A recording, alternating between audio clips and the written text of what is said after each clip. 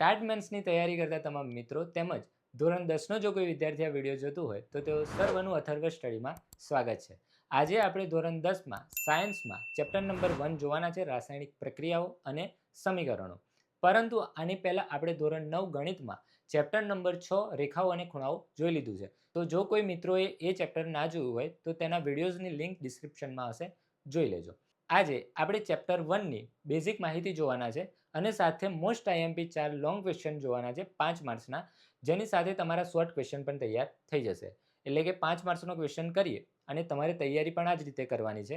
5 માર્ક્સનો question તમે તૈયાર કરો તો સાથે સાથે શોર્ટ ક્વેશ્ચન પણ તૈયાર થઈ જશે, બરાબર. તો 5 માર્ક્સની સાથે 3 અને 2 માર્ક્સના ક્વેશ્ચન પણ તૈયાર થઈ જશે. તો લગભગ તમારું આજનું જે ફર્સ્ટ ચેપ્ટર છે એ તૈયાર થઈ જશે. પરંતુ જો કોઈ ડાઉટ્સ રહેશે તો તમે કોમેન્ટમાં પૂછી શકો છો, અથવા તો આપણા ડાઉટ સેશનનો જે નંબર છે એમાં પણ તમે મેસેજ કરી શકો છો. તો ચલો વધારે સમય ના બગાડતા આપણે જોઈએ. તો આપણા ચેપ્ટરનું નામ છે રાસાયણિક પ્રક્રિયાઓ. કોને કહીશું રાસાયણિક પ્રક્રિયાઓ? તો કેમિકલ રિએક્શન ઇંગ્લિશમાં કહીએ તો રાસાયણિક જે પ્રક્રિયાઓ છે એ તમે આપણા જીવનની અંદર, રોજિંદા જીવનની અંદર તમે જોવો જ છો, બરાબર છે. રાસાયણિક પ્રક્રિયાનું બેઝિક શું છે? બેઝિક એ છે કે જ્યારે તમે કોઈ વસ્તુને ભેગી કરો છો, એ બંને વસ્તુઓ એકબીજા સાથે એ રીતે કંઈક પ્રક્રિયા કરે છે, એકબીજા સાથે એવી રીતે રમે છે કે કંઈક નવી કંઈક નિપજ તૈયાર કરે છે, બરાબર. મતલબ કે તમે સ્ટાર્ટિંગમાં એક વસ્તુ લીધી અને બીજી એક વસ્તુ લીધી, આ બે વસ્તુઓ છે એકબીજા સાથે ભેગી થાય છે, એટલે કે એકબીજા સાથે પ્રક્રિયા કરે છે અને કંઈક નવી જ વસ્તુનું નિર્માણ કરે છે. એ વસ્તુ કાં તો એક હોઈ શકે છે, કાં તો બે હોઈ શકે છે, કાં તો વધારે હોઈ શકે છે. એ આ બે વસ્તુઓ ઉપર ડિપેન્ડ કરશે, આ બે પદાર્થો ઉપર ડિપેન્ડ કરશે કે કેવી વસ્તુઓ આગળ બને છે, એટલે કે નિપજ કેવી બને છે. આપણે જે આગળ લઈએ છીએ, બરાબર, જે પ્રક્રિયા કરાવવા માટે આપણે યુઝ કરીએ છીએ એને આપણે પ્રક્રિયકો કહીએ છીએ. અને આ પ્રક્રિયકો વચ્ચે પ્રક્રિયા થઈને જે નવી વસ્તુ બને છે એને આપણે નિપજ કહીએ છીએ, બરાબર. પ્રક્રિયકો કેવી રીતે પ્રક્રિયા કરે છે? તો ધોરણ 9ની અંદર જ્યારે તમે સાયન્સ ભણશો ત્યારે તમે સમજશો કે આ જે બે છે એ આપણા સંયોજનો આપણે આને કહીએ છીએ. સંયોજનો રાસાયણિક ભાષામાં આપણા સંયોજનો થાય. આ સંયોજનો જેમ કે ઉદાહરણ તરીકે H2O છે, H2SO4 છે, આ સંયોજનો છે. આ સંયોજનની અંદર શું આવે છે? તો કે છે તત્વ આવશે, બરાબર. હાઇડ્રોજન તત્વ, ઓક્સિજન તત્વ. આ તત્વના શું હોય છે? પરમાણુઓ હોય છે. આ પરમાણુઓ વચ્ચે આના પરમાણુ એ બેના પરમાણુઓ વચ્ચે શું થાય છે? આ રાસાયણિક પ્રક્રિયા થાય છે અને એ પરમાણુઓ ભેગા થઈને શું બનાવે છે? તો કે નિપજ બનાવે છે. પરંતુ આ જે પ્રક્રિયકો આગળ હોય છે એ પ્રક્રિયકો કરતા જે નિપજ છે એ આખી જ કેવી હોય છે? અલગ જ હોય છે, જુદી જ હોય છે, બરાબર. એટલે કે આના ગુણધર્મો જે હોય છે એ ગુણધર્મો અહીંયા આગળ બદલાઈ જાય છે, બરાબર. અહીંયા જે ગુણધર્મો હતા એ ગુણધર્મો નિપજની જે નિપજ મળે છે, નવો પદાર્થ બને છે, એની અંદર આપણને જોવા મળતા નથી. તો આ હતી એક રાસાયણિક પ્રક્રિયાની માહિતી કે રાસાયણિક પ્રક્રિયાઓ બે સંયોજનો વચ્ચે થાય છે. સંયોજનોની અંદર પણ પરમાણુઓ હોય છે, પરમાણુઓ વચ્ચે થાય છે, એમની વચ્ચે પ્રક્રિયા થઈને કંઈક નવી નિપજ બને છે અને એ નિપજના ગુણધર્મો પ્રક્રિયકોના ગુણધર્મો કરતાં કેવા હોય છે? અલગ હોય છે. આનું એક ઉદાહરણ સિમ્પલ આપણે સમજીએ તો આપણે જે પાણી પીએ છીએ, આ પાણી કઈ રીતે બને છે? તો આની અંદર તમે જોશો બે પરમાણુ હોય છે, એક હાઇડ્રોજન તત્વ, એટલે કે બે તત્વો હોય છે, હાઇડ્રોજન તત્વ અને ઓક્સિજન તત્વ. આ બંને તત્વો ભેગા થઈને H2O પાણી બનાવે છે. પણ જ્યારે અલગ અલગ હોય, મતલબ કે હાઇડ્રોજન અને ઓક્સિજન બે ભેગા થઈને શું બનાવશે? પાણી બનાવશે. પણ જ્યારે અલગ અલગ હોય તો આ હાઇડ્રોજન કેવો છે ભાઈ? સળગી શકે તેવો છે, બરાબર. હાઇડ્રોજન કેવો છે? સળગી શકે તેવો છે. જ્યારે ઓક્સિજન કેવો છે? તો એ સળગવામાં મદદ કરે તેવો છે, સળગવામાં મદદ કરે તેવો છે, બરાબર. ઓક્સિજન હશે તો જ સળગશે, ઓક્સિજન નહીં હોય તો ઓલવાઈ જશે. ઓક્સિજન વગર સળગવું શક્ય છે નહીં. તો ઓક્સિજન મતલબ કે બર્નિંગ માટે, સળગવા માટે ઓક્સિજન જરૂરી છે અને હાઇડ્રોજન તો જાતે સળગે એવો છે, બરાબર. એક શું કહેવાય? દહનશીલ આપણે આને કહીશું, દહનશીલ પદાર્થ છે. હાઇડ્રોજન છે દહનશીલ પદાર્થ છે, જ્યારે ઓક્સિજન એ દહન કરવામાં મદદ કરે છે. પરંતુ જ્યારે પાણીની વાત કરીએ તો આ તો આગ ઓલવવામાં મદદ કરશે, બરાબર. આગ બુઝાવવામાં મદદ કરે છે.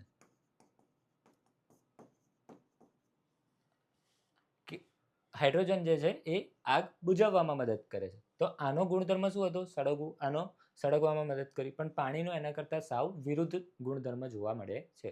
આવું થવાનું કારણ શું છે?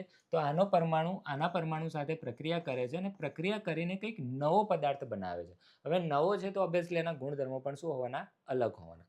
તો આ જે માહિતી હતી એ રાસાયણિક પ્રક્રિયાની હતી. આપણા રોજિંદા જીવનની અંદર પણ આપણે ઘણી રાસાયણિક પ્રક્રિયાઓ જોતા હોઈએ છીએ. ઉદાહરણ તરીકે દૂધનું ખાટું થવું, બરાબર છે?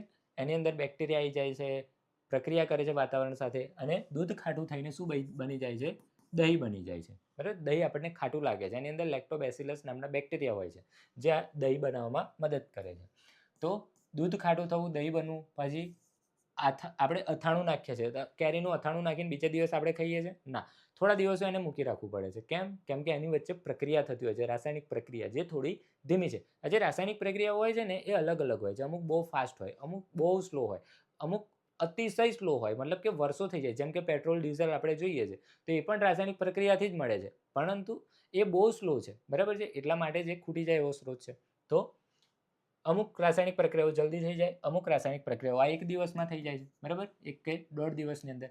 જ્યારે અથાણું છે 4-5 દિવસ તમે મૂકશો પછી કંઈક એનો ટેસ્ટ આવવા લાગશે, બરાબર છે? અથાણું, આ બી એક અથાણું નાખવું મતલબ કે આથવું, પ્રક્રિયાનું નામ આથવવું, બરાબર છે? તો આ બી એક રાસાયણિક પ્રક્રિયા છે. પછી ખોરાકનું રાંધવું, ખોરાક રાંધો છો મતલબ કે જે શાક સબ્જી બનાવો છો, ચા બનાવો છો, આ બધી પણ રાસાયણિક પ્રક્રિયાઓ છે, બરાબર? બીજું, કોઈ બી વસ્તુ સળગે છે, બરાબર? કોઈ બી વસ્તુ શું કરે છે? સળગે છે. તો એ હંમેશા રાસાયણિક પ્રક્રિયા હશે. ગમે તે વસ્તુ સળગે છે. કેમ કે સળગવા માટે હંમેશા શાની જરૂર છે? ઓક્સિજન.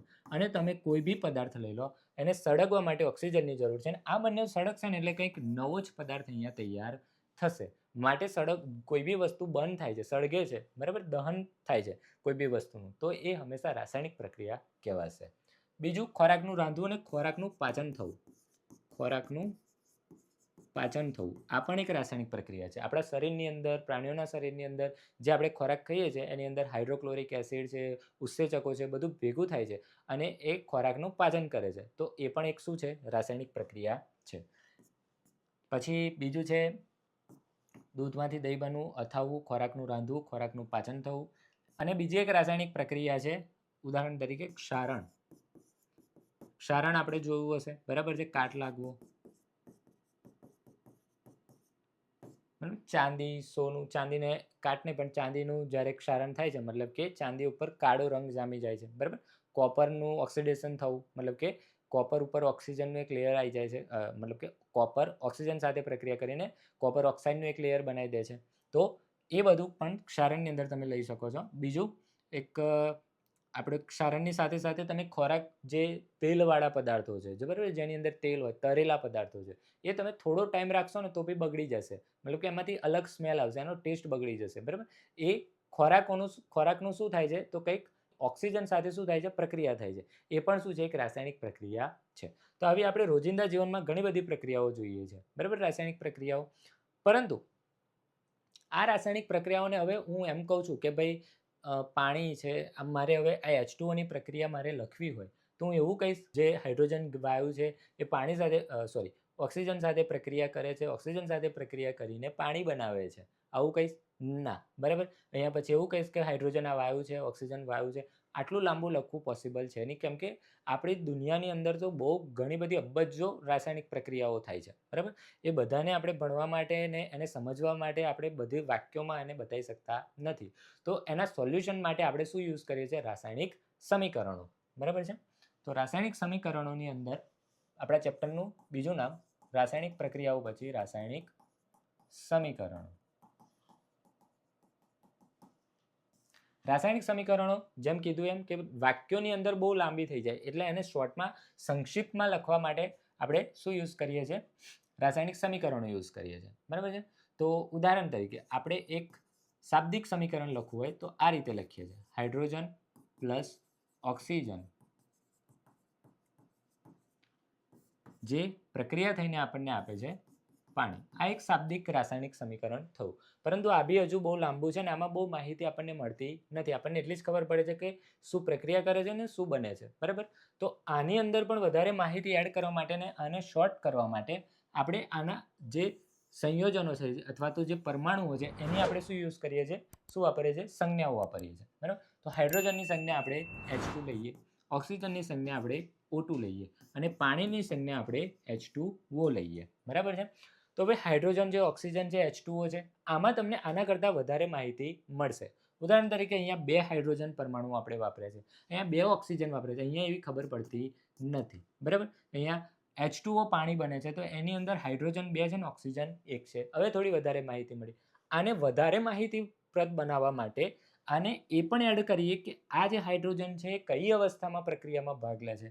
તો હાઇડ્રોજન છે કઈ અવસ્થામાં, ગેસ અવસ્થામાં. તો અહીંયા નીચે છે એ આપણને ગેસ અવસ્થામાં, પાણી હશે એ પ્રવાહી અવસ્થામાં હશે, બરાબર. તો અહીંયા આગળ એની અવસ્થાઓ પણ આપણે બતાવી દીધી. તો આ એક રાસાયણિક સમીકરણ પરથી તમને પરમાણુની સંખ્યા, બરાબર છે, એના પછી દળ ખબર પડશે કે ભાઈ અહીંયા હાઇડ્રોજન 2 છે તો એક હાઇડ્રોજનનું દળ કેટલું હોય, તો કે એક હાઇડ્રોજનનું દળ 1 U હશે, બરાબર, અથવા તો 1 AMU હશે. તો 2 હાઇડ્રોજનનું કેટલું થશે, 2 AMU થશે, ખબર પડે છે.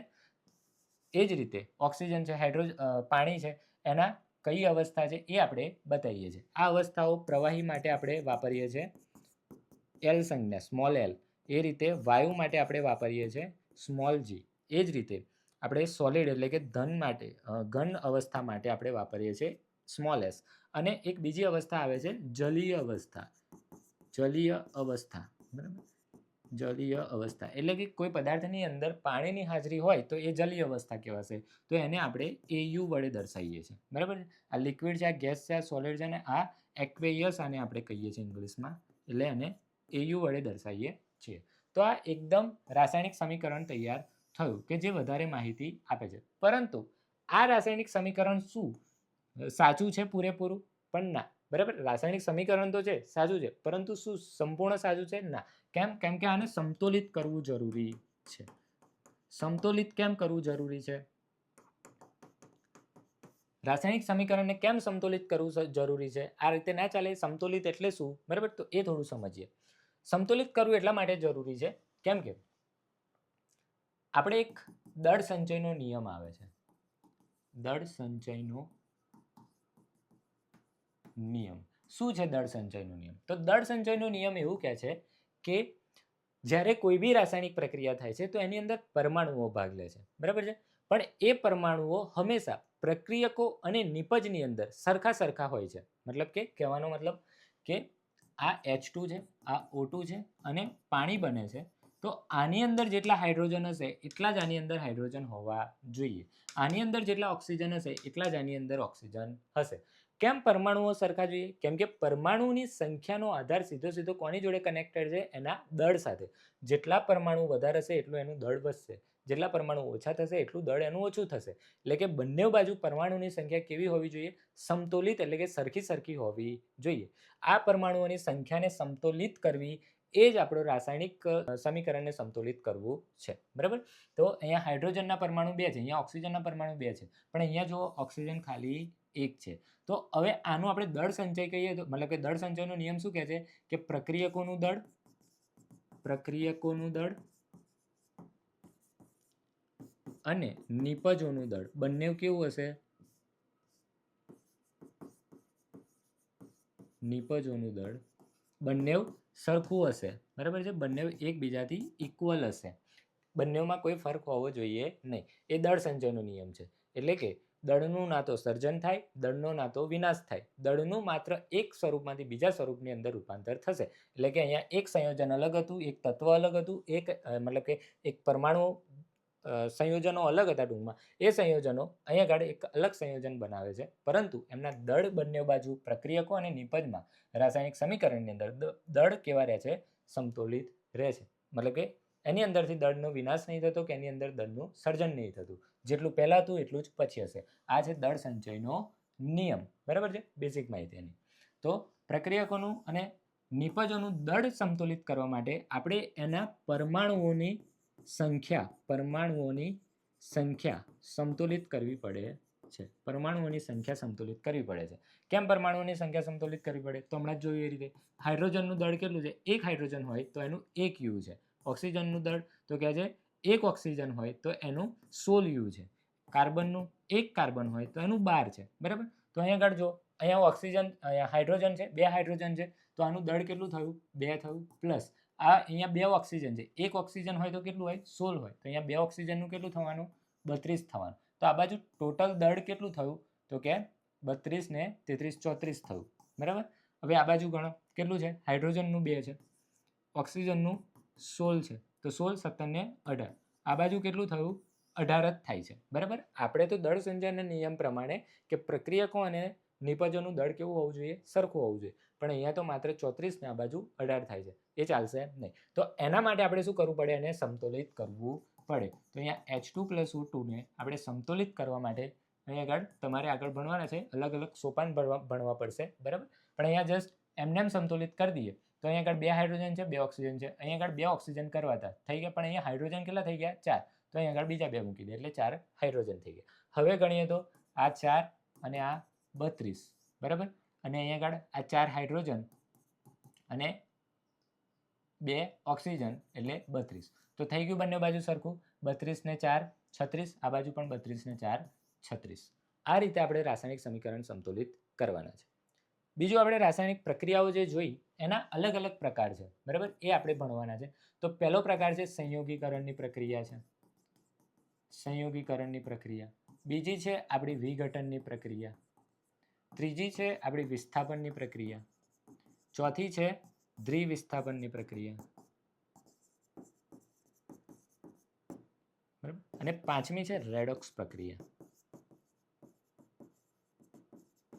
આ 5 અલગ અલગ પ્રક્રિયાઓના પ્રકાર છે જે આપણે ભણવાના છે. બરાબર? આમાંથી કોઈ એક પ્રક્રિયા પણ તમને 2 માર્ક્સની અંદર પૂછી શકે છે, કાં તો 2 કે 3 પ્રક્રિયાઓ 3 માર્ક્સની અંદર પૂછી શકે. બરાબર? અને બધી એક સાથે પણ લોંગ ક્વેશ્ચનની અંદર પૂછી શકે છે. તો આ પ્રક્રિયાઓના પ્રકાર છે. આ ચેપ્ટરની મોટાભાગની બેઝિક માહિતી પતી જાય છે અહીંયા. બરાબર છે? હવે આપણે લોંગ ક્વેશ્ચન છે એ જોઈ લઈએ, જેમાં તમને લોંગ ક્વેશ્ચન અને શોર્ટ ક્વેશ્ચન સાથે કહેતો રહીશ કે કઈ રીતે શોર્ટ ક્વેશ્ચન પૂછાઈ શકે છે અને કઈ રીતે મતલબ લોંગ ક્વેશ્ચન તો આપણે જોવાના જ છે. તો પહેલો ક્વેશ્ચન છે, રાસાયણિક સમીકરણ એટલે શું? માળખાકીય રાસાયણિક સમીકરણને સમતોલિત કરવા માટેના વિવિધ સોપાનો. ઉદાહરણ, એક ઉદાહરણ મેં આપ્યું છે, જે બુકનું હતું એ જ ઉદાહરણ લીધું છે, પણ બુકની અંદર ઘણા બધા અલગ અલગ ઉદાહરણ આપેલા છે. બહુ બધી રાસાયણિક પ્રક્રિયાઓ આપી છે સમતોલિત કરવા માટે, જેનો હું ડાયરેક્ટ આન્સર, કેમ કે સોપાનો તો બધાની અંદર સેમ જ રહેવાના છે, એટલે હું ડાયરેક્ટ આન્સર લખી દઈશ જ્યાંથી તમને આઈડિયા આવી જશે. પરંતુ જો કોઈને ના ફાવે કોઈ રાસાયણિક સમીકરણ તો એ કોમેન્ટમાં લખી દે તો હું એનો અલગ વિડીયો બનાવી દઈશ. તો અહીંયા આગળ રાસાયણિક પ્રક્રિયાઓ આપણે Fe+H2, Fe3O4+H2નું આપણે અહીંયા કઈ રીતે સમતુલિત કરવું એ જોવાનું છે. અને બીજો એક ક્વેશ્ચન આપ્યો છે કે રાસાયણિક સમીકરણ એટલે શું? તો આપણે આગળ ભણી ગયા છે રાસાયણિક સમીકરણ એટલે શું, પણ અહીંયા થોડું ડિટેલમાં જોઈએ. રાસાયણિક પ્રક્રિયા અને તેમાં ભાગ લેતા પ્રક્રિયકો અને ઉત્પન્ન થતી નિપજો. બરાબર? કોઈ બી રાસાયણિક પ્રક્રિયા થાય છે, એ રાસાયણિક પ્રક્રિયાની અંદર જ્યારે કોઈ પ્રક્રિયક ભાગ લે છે, પ્રક્રિયક એટલે હમણાં જ કીધું કે કોઈ એવા પદાર્થો, બરાબર છે, જેમ કે હાઇડ્રોજન અને ઓક્સિજન, પ્રક્રિયકો અને ઉત્પન્ન થતી નિપજોના જે એ બે પ્રક્રિયકો સાથે પ્રક્રિયા કરશે અને નવો પદાર્થ બનાવશે, એને આપણે શું કહીએ છીએ? નિપજ કહીએ છીએ. તો રાસાયણિક સૂત્રો, નિપજોના રાસાયણિક સૂત્રો એટલે કે એના જે સંયોજનોના રાસાયણિક સૂત્રો છે તે, અને પ્રતીકો. બરાબર છે? જે રીતે તીરની નિશાની હમણાં વાપરી હતી, બરાબર છે, એ રીતે અલગ અલગ નિશાની આવે છે. ઉદાહરણ તરીકે આ રીતે તીર છે, એની ઉપર આ રીતે ત્રિકોણ પાડેલો હોય તો જે ઉષ્માનું આપે છે, આપણે પ્રક્રિયાની અંદર ઉષ્મા આપી છે એનો મતલબ બતાવે છે. એ જ રીતે નીચે માઇનસ કરીને કોઈ વસ્તુ લખી હોય -H2O, તો એ પ્રક્રિયાની અંદર આ વસ્તુ છૂટી પડે છે એ દર્શાવે છે. બરાબર? ઉપર તમે તીરની ઉપર તમે દબાણ લખી શકો છો. તાપમાન કેટલું આપ્યું છે? 300 કેલ્વિન તાપમાન આપવું પડે છે આ પ્રક્રિયા કરવા માટે, તો ઉપર તાપમાન લખી શકો છો. કોઈ પ્રક્રિયા છે એની જાતે ના થાય, એમાં ઉદ્દીપકની જરૂર પડે. ઉદ્દીપક એટલે કે કોઈ પ્રક્રિયાનો વેગ વધારે છે, બરાબર, એની અંદર નાખતા જે પ્રક્રિયા વર્ષો થવાના હતા, જે પ્રક્રિયા કલાક થવાનો હતો, જે પ્રક્રિયા 1 મિનિટ થવાની, 1 મિનિટ 2 મિનિટ લાગવાની હતી, એ બધી પ્રક્રિયાઓ, અથવા તો કોઈ પ્રક્રિયા થવાની જ નથી, તો એ બધી પ્રક્રિયાઓને ચાલુ કરવા, ફાસ્ટ કરવા માટે જે પદાર્થો આપણે વાપરીએ છીએ એને આપણે ઉદ્દીપક કહીએ છીએ. એ ઉદ્દીપક અહીંયા આપણે લખી શકીએ છીએ. બીજું કે ઓક્સિડેશન એજન્ટ, બરાબર, ઓક્સિડાઇઝિંગ એજન્ટ એટલે કે જે પ્રક્રિયાનો મતલબ જે પદાર્થનું ઓક્સિડેશન કરે છે, જે પદાર્થનું રિડક્શન કરે છે, એવા ઓક્સિડાઇઝિંગ ને રિડ્યુસિંગ એજન્ટ આપણે અહીંયા લખી શકીએ છીએ અને આ રીતે તીર દર્શાવી શકીએ. તો આ બધા પ્રતીકો થયા. એ રીતે આ રીતે સંયોજનો થયા જે આપણે પ્રક્રિયકો અને નિપજોની અંદર ઉપયોગમાં લઈએ છીએ. આ બધાને સંક્ષિપ્તમાં રજૂ કરવાની પદ્ધતિને આપણે શું કહીએ છીએ? રાસાયણિક સમીકરણ કહીએ છીએ. જે સમીકરણમાં પ્રક્રિયકો અને નિપજોના પરમાણુઓની સંખ્યા સમાન ન હોય તેને અસંતુલિત અથવા તો માળખાકીય સમીકરણ આપણે કહીએ છીએ. ઉદાહરણ તરીકે આપણે હમણાં જોયેલું કે H2 + O2 will gives H2O. આ રીતનું તમે ખાલી સમીકરણ લખ્યું જેમાં તમે સંતુલિત કર્યું નથી, તો આને આપણે માળખાકીય સમીકરણ કહીશું અથવા તો અસંતુલિત સમીકરણ કહીશું કે આ સંતુલિત છે નહીં, અસંતુલિત સમીકરણ.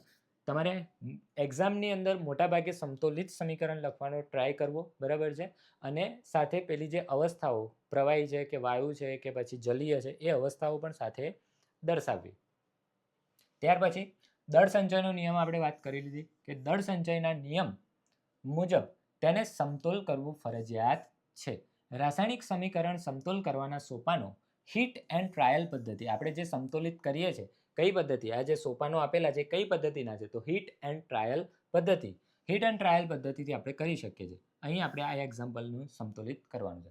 આપણે એક્ઝામની અંદર કઈ રીતે ક્વેશ્ચન લખવાનો છે એ જ રીતે અહીંયા મેં ફ્રેમ કરેલા છે ક્વેશ્ચન. તો તમારે પણ એક્ઝામની અંદર આ જ રીતે ક્વેશ્ચન લખવાના છે.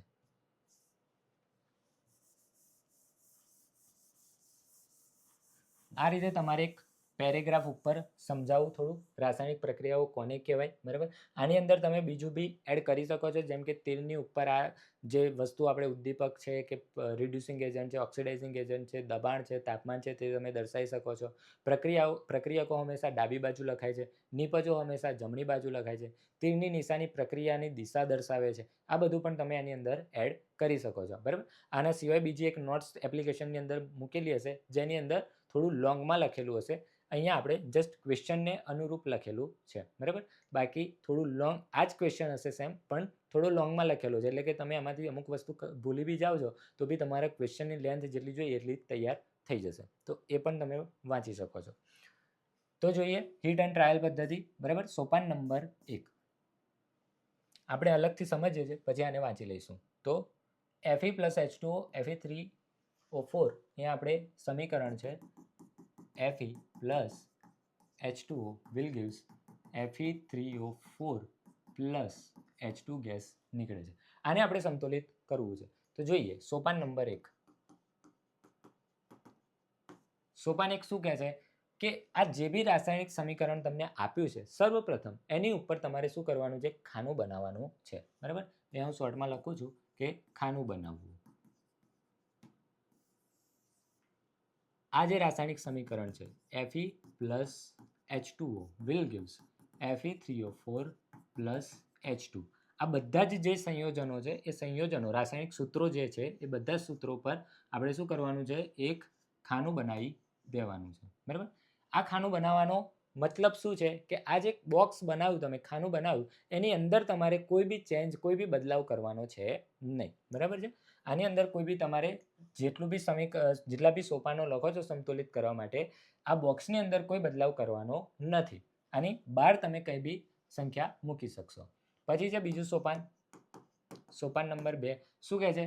તો આ જે અંદર રાસાયણિક સૂત્રો આપેલા છે રાસાયણિક સૂત્રોની અંદર અલગ અલગ શું આપેલા છે? પરમાણુ. અહીંયા Fe પરમાણુ છે, અહીંયા હાઇડ્રોજન પરમાણુ છે, અહીંયા ઓક્સિજન છે. આની તમારે શું કરવાની છે? યાદી બનાવવાની છે અને પ્રક્રિયકની અંદર કેટલા છે ને નિપજની અંદર કેટલા છે એ તમારે લખવાનું છે. એટલે કે અહીંયા આગળ પરમાણુઓની શું કરવી છે?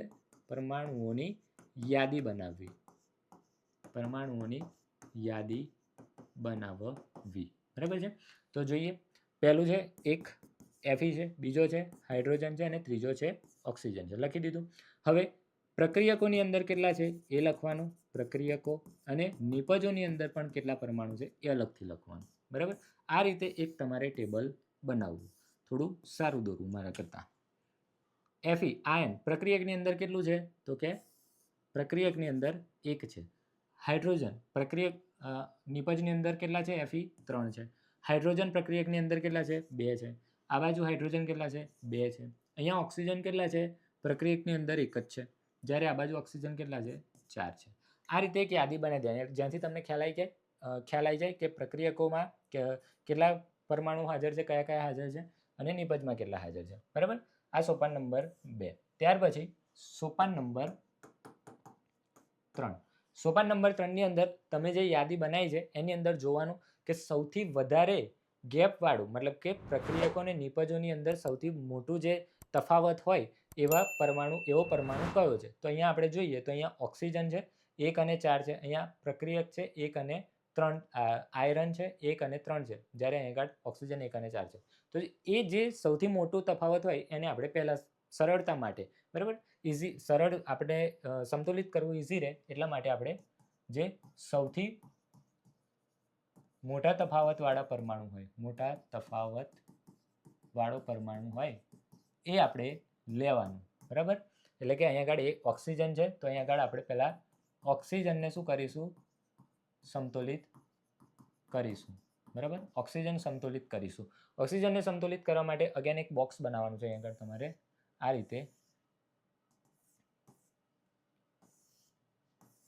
રીતે એક બોક્સ બનાવવાનું. ઉપર શું આવશે? તો અહીંયા આગળ તમારા જે પરમાણુ હશે તે, બરાબર, અસમતોલિત પરમાણુ અથવા તો મતલબ કે જે બી પરમાણુ લીધું હોય તે ઓક્સિજન પરમાણુ. તો અહીંયા આગળ ઓક્સિજન પરમાણુ એવું લખી શકો છો.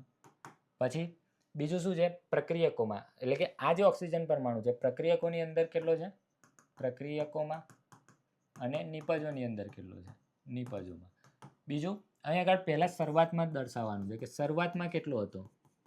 શરૂઆતમાં. અને ત્યાર પછી બીજું કે જ્યારે તમે સમતોલિત કરશો, એટલે કે સમતોલિત કરવા માટે, બરાબર છે, સમતોલિત કરવા માટે તમારે એને કેટલા વડે ગુણવાનું છે અને શું કરવાનું છે એ અહીંયા આગળ તમારે દર્શાવવાનું છે.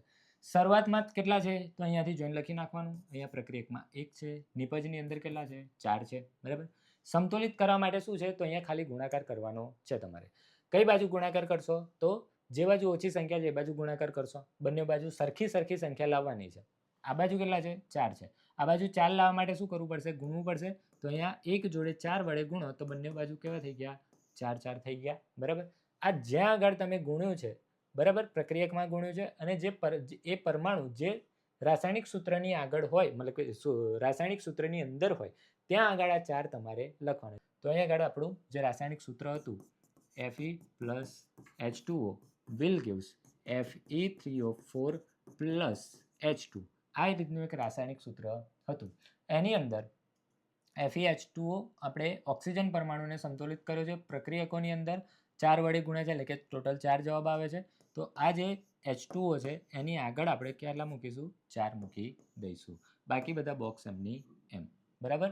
ચલો, એટલે ખબર પડી ગઈ સોપાન નંબર 3 સુધી. બરાબર છે. પહેલાં શું કરીશું? એક બોક્સ બનાવી દઈશું, પછી યાદી બનાવી દઈશું. યાદીની અંદર આપણે જોઈશું કે કયો વધારે મોટા તફાવતવાળો પરમાણુ છે એ લઈશું. એને આપણે શરૂઆતની અંદર કેટલા છે એ લખી દીધા અને શરૂઆતની અંદર લખ્યા પછી એને સમતોલિત કરવા માટે કેટલા વડે ગુણવું પડશે એ લખી દીધું. બંને બાજુ સરખી સંખ્યા થઈ જાય એટલા વડે તમારે ગુણવાનું છે. બરાબર. પ્રક્રિયકની અંદર ગુણો તો પ્રક્રિયકમાં, નિપજમાં ગુણો તો નિપજમાં. જ્યાં ગુણો છો ત્યાં આગળ તમારે એ પરમાણુ જે સૂત્રની અંદર હાજર હોય એની આગળ તમારે એ સંખ્યા લખી દેવી. આ થઈ ગયું. હવે બીજા જે અન્ય પરમાણુઓ છે બાકી છે એના માટે પણ સેમ ટુ સેમ આ જ રીતે તમારે પ્રોસેસ કરવાની છે. સોપાન 3 પત્યું. હવે સોપાન નંબર 4. સોપાન નંબર 4 ની અંદર શું કરવાનું છે? તો હવે લેવાનો બીજો કોઈ પરમાણુ. હવે જો અહીંયા હાઇડ્રોજન તો 2 છે, અહીંયા બી હાઇડ્રોજન 2 છે, પણ અહીંયા આગળ જોવાનું. હવે અહીંયા આગળ તમે 4 મૂક્યા એટલે હાઇડ્રોજન કેટલા થઈ ગયા? બાજુ 4 દુ 8 થઈ ગયા. બરાબર છે. અને અહીંયા આગળ હાઇડ્રોજન કેટલા છે? 2 છે. તો હવે આપણે હાઇડ્રોજનને સમતોલિત કરીએ. બરાબર. કેમ કે એક સંખ્યા તમે મૂકશો એટલે એની જોડે બીજો જે પરમાણુ હશે એની સંખ્યા પણ બદલાઈ જ જવાની છે. બરાબર. તો અહીંયા આગળ હવે હાઇડ્રોજનને સમતોલિત કરતા, તો અહીંયા હાઇડ્રોજન સમતોલિત કરતા, હાઇડ્રોજનને સંતુલિત કરવા માટે અગેન તમારે એવું એક બોક્સ બનાવી દેવાનું.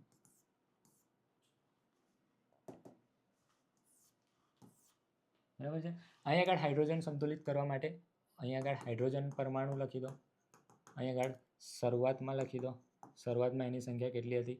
અને શરૂઆતમાં અને બીજું કે સમતોલિત કરવા માટે તમારે કેટલા વડે અને ગુણવું પડશે એ લખી દો. સમતોલિત કરવા માટે, બરાબર છે. તો શરૂઆતમાં ને પછી સમતોલિત કરવા માટે.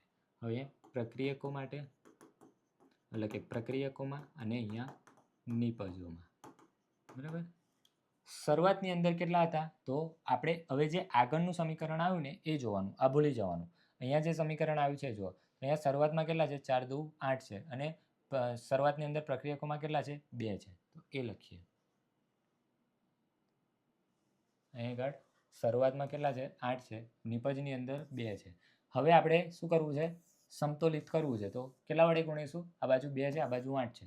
તો 2 ચોક 8, બરાબર છે. તો અહીં આગળ 2 ચોક 8 કેટલા વડે ગુણ્યા? 4 વડે ગુણ્યા. તો એ 4 તમારે અહીં આગળ લખી દેવાના છે, બરાબર.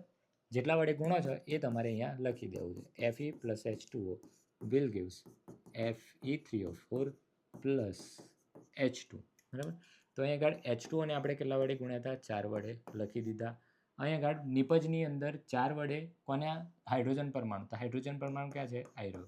તો એને આપણે 4 વડે લખી દીધું. હવે ગણો 4 દુ 8, 4 દુ 8, 4 ઓક્સિજન, 4 ઓક્સિજન. Fe હવે સમતોલિત કરવાના છે. Fe આ બાજુ 3 છે, આ બાજુ 1 જ છે. તો આગળના સોપાનની અંદર, બરાબર, સોપાન 5ની અંદર આપણે Fe ને સમતોલિત કરવા છે. તો અગેન શું કરીશું? બોક્સ બનાવીશું, બરાબર. હવે તો બોક્સ આવડી જશે એટલે હું ડાયરેક્ટ લખી દઉં છું. અહીંયા આગળ Fe ને સમતોલિત કરવા માટે, બરાબર, એક તો શરૂઆતમાં અને પછી સમતોલિત માટે, સમતોલિત કરવા માટે. અહીંયા આગળ પ્રક્રિયકો માટે અને અહીંયા નિપજ માટે, બરાબર. તો પ્રક્રિયકોમાં પ્રક્રિયકોમાં કેટલા છે? 1. નિપજમાં કેટલા છે? 3. સમતોલિત કરવા અહીંયા શું કરીશું? 1 ગુણ્યા 3, બરાબર. અને અહીંયા તો 3 છે જ. તો બંને બાજુ 3 3 થઈ ગયા. તો હવે નવું જે રાસાયણિક સમીકરણ મળશે આપણને એ કેવું મળશે? Fe કઈ બાજુ? પ્રક્રિયકોમાં આપણે 3 વડે ગુણ્યા છે તો 3 અહીંયા લખી દો, પ્લસ 4H2O will gives શું છે? Fe3O4 એમના એમ જ, ત્યાં આપણે કશું નહીં ગુણવાની જરૂર પડી. પ્લસ અહીંયા આગળ H2 હતા એને આપણે 4 વડે ગુણ્યા હતા, 4H2. ચલો ચેક કરી લઈએ. છેલ્લા સોપાનની અંદર તમારે લખવાનું સોપાન નંબર 6 કે સમીકરણ લખી દેવાનું. સમીકરણ લખ્યા પછી અહીંયા લખી દઉં છું સોપાન નંબર 6, 4 ને 5 ને 6. તો આમાં જોઈ લેવાનું હવે સોપાન નંબર 6 લખીને લખવાનું કે અંતિમ મતલબ કે અંતમાં આપણે પરમાણુઓ ચકાસતા કે બંને બાજુ સમતોલિત થયા છે કે નહીં. તો જોઈ લો, અહીંયા 3 Fe, અહીંયા પણ 3 Fe, અહીંયા 4 દુ 8 હાઇડ્રોજન, અહીંયા બી 4 દુ 8 હાઇડ્રોજન, અહીંયા ઓક્સિજન 4. આગળ જે સંખ્યા લખી છે એ બધા માટે ગણાય, એટલે કે આ ઓક્સિજન 1 નથી, આગળ 4 છે એટલે કે ઓક્સિજન કેટલા હશે? 4. તો અહીંયા પણ ઓક્સિજન કેટલા છે? નીચે જે ઓક્સિજનની નીચે સંખ્યા લખી છે એટલે ખાલી ઓક્સિજન માટે જ ગણાય. ઓક્સિજન પણ કેટલા છે? 4 છે. તો આ સમતોલિત થઈ ગયું. પરંતુ હજુ એક આપણે સોપાન લખવાનું છે, સોપાન 7. આ જે સમીકરણ છે એમાં આ જે રાસાયણિક સૂત્રો છે મતલબ કે પદાર્થ જે આપણે વાપર્યા છે એની કોઈ અવસ્થા બતાવતું નથી. તો આપણે એ અવસ્થા પણ લખવી પડે. તો અહીંયા આગળ 3Fe plus 4H2O will gives Fe3O4 plus 4H2, બરાબર. આની અવસ્થાઓ તમારે અહીંયા નીચે લખવાની છે. આ સોલિડ છે, અહીંયા વેપરાઇઝ ફોર્મ વાપરેલું છે એટલે કે વરાળ સ્વરૂપે આપણે વાપરેલો છે. અહીંયા આગળ પાણી અને અહીંયા આગળ સોલિડ Fe3O4 અને હાઇડ્રોજન ગેસ તો વાયુ સ્વરૂપે જ હોય છે એટલે G, બરાબર. આ અવસ્થાઓ સાથે આ જે સમીકરણ તૈયાર થયું આ સમીકરણને આપણે સંપૂર્ણ સમતોલિત સમીકરણ કહીશું, બરાબર. આ ફાઇનલ સમીકરણ છે. આપણે લખવાનું કઈ રીતે છે એ આપણે થોડુંક જોઈ લઈએ. થઈ ગયું આપણું આવી રહ્યું. તો અહીંયા તમે જોઈ શકો છો રાસાયણિક સમીકરણ એટલે શું એ બધું જોઈ લીધું આપણે. સોપાન 1 કઈ રીતે લખવાનું? સૂત્રોની ફરતે તમારે શું બનાવવાનું છે? એક બોક્સ બનાવવાનું છે. સૌપ્રથમ રાસાયણિક સમીકરણ લખી દરેક સૂત્રની આસપાસ બોક્સ બનાવો. સમતોલિત કરતી વખતે બોક્સની અંદર સૂત્રની અંદર તમારે ફેરફાર કરવાનો નથી, બરાબર. આ રીતે અહીંયા આગળ એક તમારે શું કરવાનું છે? અહીંયા મોટો કૌંસ આપેલો છે પણ અહીંયા આપણે એક બોક્સ બનાવવાનું છે આ રીતે, બરાબર. પછી સોપાન 2 પરમાણુઓની સંખ્યાની ગણતરી. અસમતોલિત સમીકરણમાં રહેલા તત્વના પરમાણુની યાદી બનાવવાની, જે અસમતોલિત રહેલા છે, બરાબર. Fe હાઇડ્રોજન અને ઓક્સિજન આ પરમાણુઓની યાદી બનાવી. એમાં પ્રક્રિયકની અંદર કેટલા છે? 1, બરાબર. અહીંયા પ્રક્રિયકની અંદર 2, પ્રક્રિયકની અંદર 1 અને અહીંયા પ્રક્રિયકની અંદર કેટલા છે એ લીધું. ત્યાર પછી સોપાન 3માં આપણે જોયેલું કે સૌથી વધુ પરમાણુ ધરાવતા સંયોજનની પસંદગી કરવાની છે, બરાબર. જે એવું સંયોજન કરવાનું કે જે સૌથી વધારે પરમાણુ ધરાવે છે અથવા તો તેમની વચ્ચેનો તફાવત સૌથી વધારે છે, એવું કોઈ સંયોજન પસંદ કરો. તો અહીંયા આગળ ઓક્સિજન સંયોજન છે જે સૌથી વધારે પરમાણુ ધરાવે છે. આપણે એ લઈ લીધું. પછી એને આપણે આગળ ગુણાકાર કરવો હતો. કેટલા વડે? 4 વડે ગુણ્યા હતા. જેટલા વડે ગુણીએ છે એટલું જ તમારે અહીં આગળ લખી દેવાનું. તો 4 વડે ગુણ્યું તો 4 વડે આપણે અહીંયા લખી દીધું, બરાબર. પછી આગળનું સોપાન આપણે જોઈએ.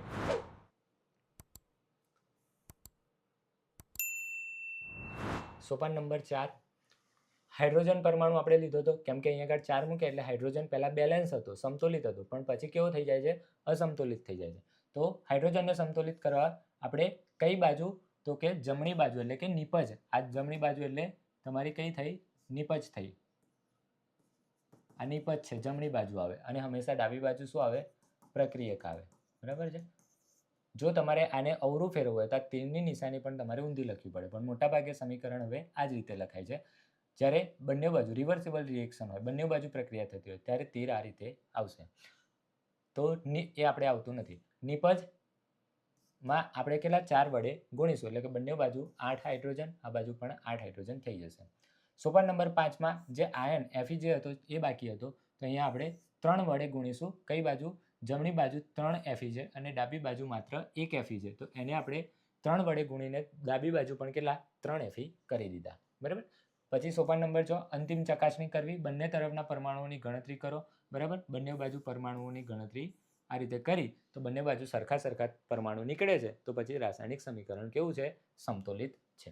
પછી આ સમીકરણ સમતોલિત છે. આ પદ્ધતિને આપણે હીટ એન્ડ ટ્રાયલ પદ્ધતિ કહીએ છીએ, કારણ કે આપણે નાનામાં નાના પૂર્ણાંક સહગુણકો વડે પ્રયત્નો કરીએ છીએ. નાનામાં નાના પૂર્ણાંક સહગુણકો એટલે કે 1 2 3 4 એવા નાના પૂર્ણાંક સહગુણકો આપણે જે સંયોજનના સહગુણકો છે એના દ્વારા પ્રયત્નો કરીને આપણે સમીકરણને સંતુલિત કરવાનો પ્રયત્ન કરીએ છીએ. એટલા માટે એને હીટ એન્ડ ટ્રાયલ પદ્ધતિ કહીએ છીએ.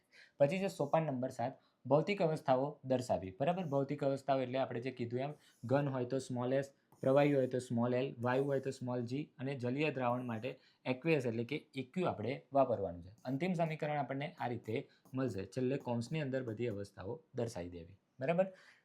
પાણીને અહીંયા આપણે વરાળ સ્વરૂપે વાપરીએ. મોટાભાગે પાણીને આપણે લિક્વિડ સ્વરૂપે વાપરતા હોય છે, પણ અહીંયા આપણે વરાળ સ્વરૂપે વાપર્યું છે. એ કઈ રીતે ખબર પડે છે? આ સમીકરણ પરથી ખબર પડે છે. નહીં તો આપણે પાણી એટલે પ્રવાહી જ મનમાં વિચાર આવે, પરંતુ અહીંયા સમીકરણની અંદર પાછળ કૌંસમાં આપણે લખીએ છીએ એટલા માટે આપણને ખ્યાલ આવી જાય છે, બરાબર. તો આ પહેલો પ્રશ્ન હતો 4 માર્ક્સનો. હવે એક બીજો પ્રશ્ન છે, એ છે રાસાયણિક પ્રક્રિયાઓના પ્રકારો જણાવી સંયોગીકરણ પ્રક્રિયા અને વિઘટન પ્રક્રિયા ઉદાહરણ અને સમીકરણો આપી વિગતવાર સમજાવો. વિઘટન પ્રક્રિયાને સંયોગીકરણ પ્રક્રિયાની વિરુદ્ધ કહેવામાં આવે છે. શા માટે કહેવામાં આવે છે, બરાબર. અહીંયા આગળ 2-3 ક્વેશ્ચન ભેગા આપ્યા છે. પહેલો ક્વેશ્ચન શું છે કે પ્રક્રિયાઓના પ્રકારો જે આપણે આગળ જોઈ લીધા. કયા કયા છે? એક તો સંયોગીકરણની પ્રક્રિયા, વિઘટન પ્રક્રિયા, વિસ્થાપન પ્રક્રિયા, દ્વિવિસ્થાપન પ્રક્રિયા, ઓક્સિડેશન પ્રક્રિયા, ઓક્સિડેશન રિડક્શન એટલે કે રેડોક્સ પ્રક્રિયા, બરાબર.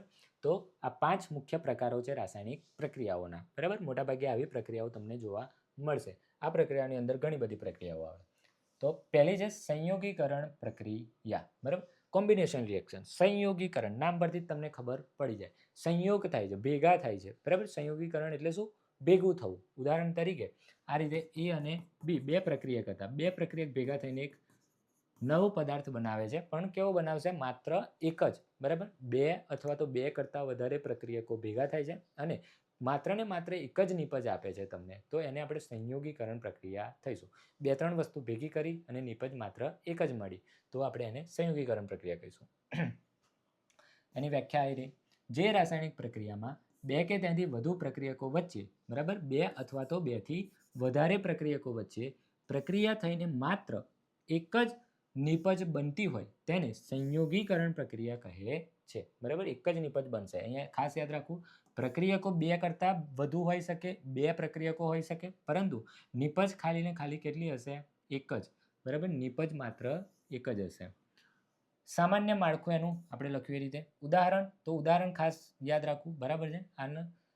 આ રીતે તમારે યાદ કરી લેવું કે કેલ્શિયમ કાર્બોનેટ છે CaCO3, બરાબર. એ CaCO3 માંથી આપણે ગરમ કરીશું એટલે કેલ્શિયમ ઓક્સાઇડ અલગ પડી જશે, બરાબર, અને CO2 અલગ પડશે. આ કેલ્શિયમ ઓક્સાઇડમાં તમે પાણી નાખશો એટલે CaOH ટ્વાઇસ બનશે, બરાબર. આ એક પ્રક્રિયા છે, આ આખી તૈયાર કરી દેવી એટલે તમારી 2 પ્રક્રિયાઓના ઉદાહરણ તૈયાર થઈ જાય. CaCO3 આ શું છે તો એક પ્રક્રિયક છે, એમાંથી આ 2 નિપજ બને છે. CaO આ કેલ્શિયમ કાર્બોનેટને આપણે આરસ પહાણનું સૂત્ર પણ કહીએ છીએ. આરસ પહાણ પથ્થર જે આવે છે આરસ પહાણ તે, બરાબર. આ કેલ્શિયમ કાર્બોનેટને દિવાલ ઉપર દોડવાનો ચૂનો પણ કહીએ છીએ. દિવાલ ઉપર જે ચૂનો આ calcium carbonate, calcium oxide, calcium hydroxide એ બધા બી ચૂના જ છે પણ અલગ અલગ. દિવાલ પર દોડવાનો ચૂનો છે, બરાબર. દિવાલ ઉપર જ્યારે કલર મારતા હોય ત્યારે ચૂના જેવું મારે છે, એને મારે એટલે ઓક્સિજન સાથે પ્રક્રિયા કરશે ને દિવાલ ઉપર ચમક ઉત્પન્ન કરે છે, બરાબર. આ કેલ્શિયમ કાર્બોનેટ, બરાબર. એને ગરમ કરતા કેલ્શિયમ ઓક્સાઇડ બને છે. આને આપણે કયો ચૂનો કહીએ છીએ? કડી ચૂનો કહીએ છીએ. કેલ્શિયમ ઓક્સાઇડ બને છે જેને આપણે કડી ચૂનો કહીએ. આ કડી ચૂનાની અંદર પાણી નાખીએ એટલે આપણને ફોડેલો ચૂનો બનશે. ફોડેલો ચૂનો, બરાબર છે.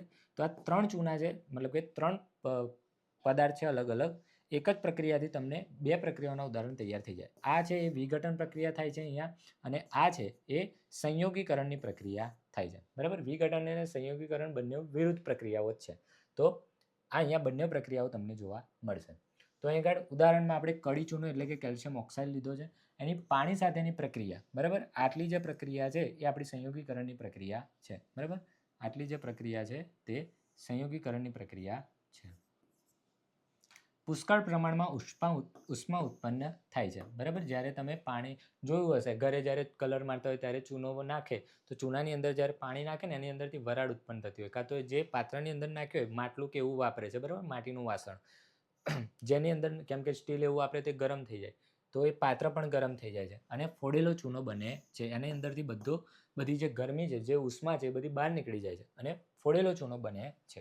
આ ઉત્પન્ન થતી ઉષ્મા બીકર, પાણી અને કડી ચૂનો, આની અંદર આ રીતે ચૂનાના પથ્થર નાખી દે એટલે પાણી ઉકળવા માંડશે, પરપોટા થશે, અંદરથી વાયુ બહાર આવે છે, બરાબર.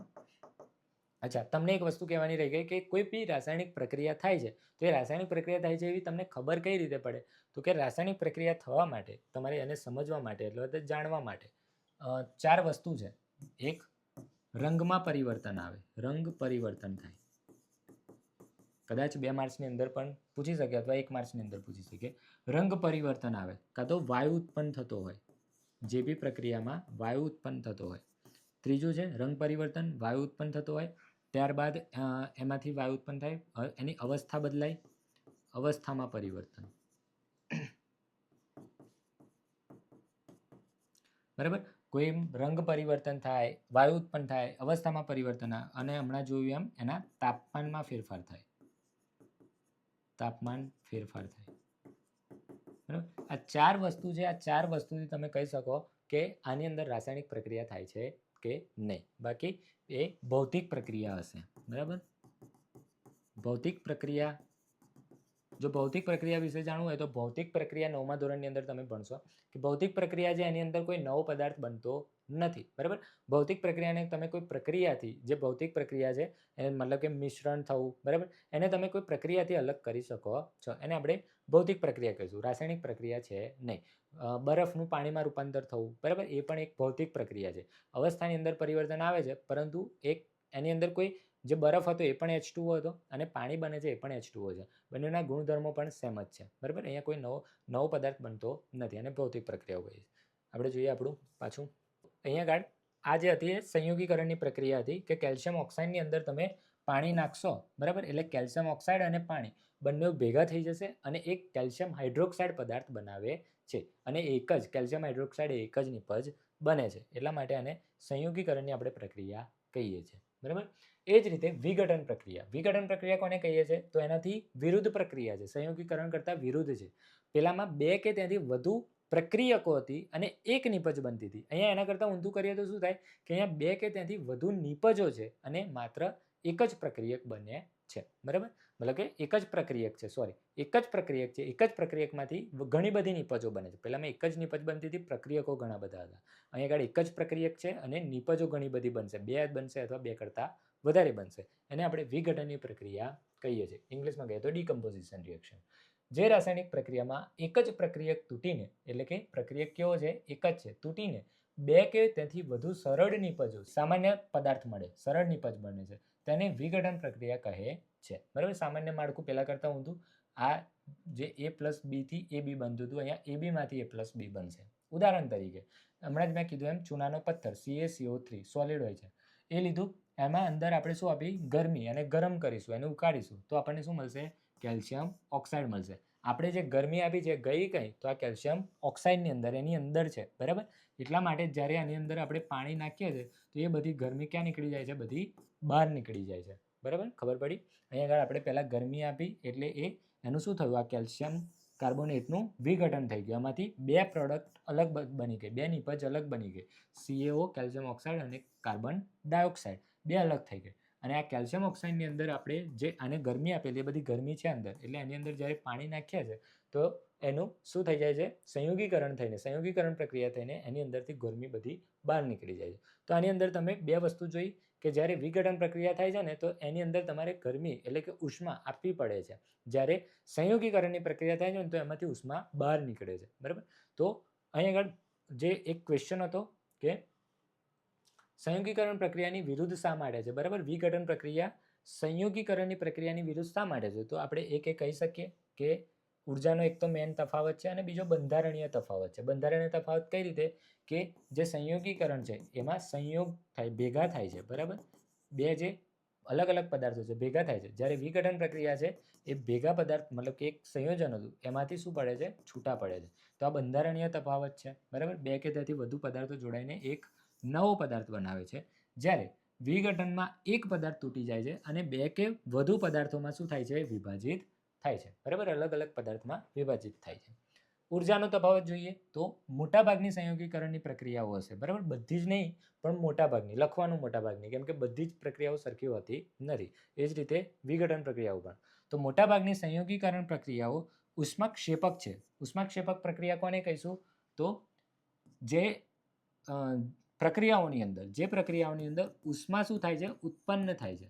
બરાબર, ઉષ્મા ઉત્પન્ન થાય એને આપણે શું કહીશું, ઉષ્મા ક્ષેપક અથવા તો એક્ઝોથર્મિક રિએક્શન, ઉષ્મા ક્ષેપક પ્રક્રિયા કહીશું. બરાબર, અને જેની અંદર તમારે ઉષ્મા આપવી પડે છે, જ્યાં સુધી તમે ઉષ્મા નહીં આપો, એને ગરમી નહીં આપો, ગરમ નહીં કરો, ત્યાં સુધી એ પ્રક્રિયા નહીં થાય. તો એકદમ જિદ્દી છે. બરાબર, એને ઉષ્મા જોઈએ તો પાર્લેજી જેવું. તો ઉષ્મા ઉત્પન્ન થશે નહીં. અહીં આગળ ઉષ્મા ઉત્પન્ન થાય છે તો ઉષ્મા ક્ષેપક. ઉષ્મા આપવી પડે છે. બરાબર, ઉષ્મા આપવી પડે છે, એના વગર પ્રક્રિયા નહીં થાય, તો એ પ્રક્રિયાઓને આપણે કેવી કહીશું, ઉષ્મા શોષક. ઉષ્મા શોષક.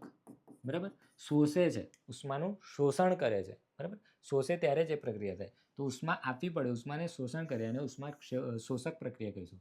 ઉષ્મા ઉત્પન્ન થાય છે, એ પ્રક્રિયા થાય છે. જેમ કે હમણાં આપણે કડી ચૂનો જોયો, કડી ચૂનાની અંદર પાણી નાખી દઈએ છીએ તો એની બહુ બધી ઉષ્મા ઉત્પન્ન થાય છે. બરાબર, ઝીંકના દાણા હોય, બરાબર, આપણે આગળ ચેપ્ટરની અંદર જ આવે છે, ઝીંકના દાણા હોય ને એની અંદર તમે H2SO4 નાખી દો, એસિડ નાખી દો છો, HCl નાખો છો તો એની અંદરથી વાયુ નીકળશે, હાઇડ્રોજન વાયુ. બરાબર છે, તો એ ધાતુ અને એસિડ સાથેની પ્રક્રિયાથી પણ હાઇડ્રોજન વાયુ ઉત્પન્ન થાય છે. તો એ પણ કેવી થઈ ગઈ, ઉષ્મા ક્ષેપક પ્રક્રિયા થઈ ગઈ, કે પ્રક્રિયા થતાં જ એમાંની શું થાય છે, ગરમી ઉત્પન્ન થાય છે, ઉષ્મા ઉત્પન્ન થાય છે, એ ઉષ્મા ક્ષેપક થાય.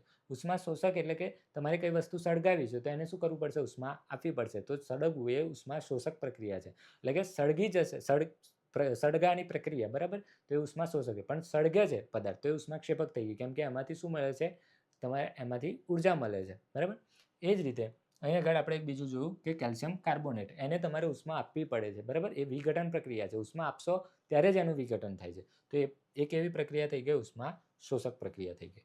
તો ઉર્જાનો તફાવતથી આ બે પ્રક્રિયાઓ એકદમ વિરુદ્ધ છે, કે એકમાં તમારે ઉષ્મા ઉત્પન્ન થાય છે, ઉષ્મા ક્ષેપક પ્રક્રિયા છે. બરાબર, જ્યારે મતલબ કે ઉષ્મા મુક્ત કરે છે, અને તેનાથી વિરુદ્ધ વિઘટન પ્રક્રિયાની અંદર શું થાય છે, તમારે ઉર્જા આપવી પડે છે, ઉષ્મા આપવી પડે છે. બરાબર, એ ઉષ્મા તમે કઈ સ્વરૂપે, પ્રકાશ, વિદ્યુત અથવા તો કોઈ ઉષ્મા સ્વરૂપે એટલે કે ગરમી સ્વરૂપે તમે એને ઉષ્મા આપશો, ઉર્જા આપશો ત્યારે જ વિઘટન પ્રક્રિયા થશે.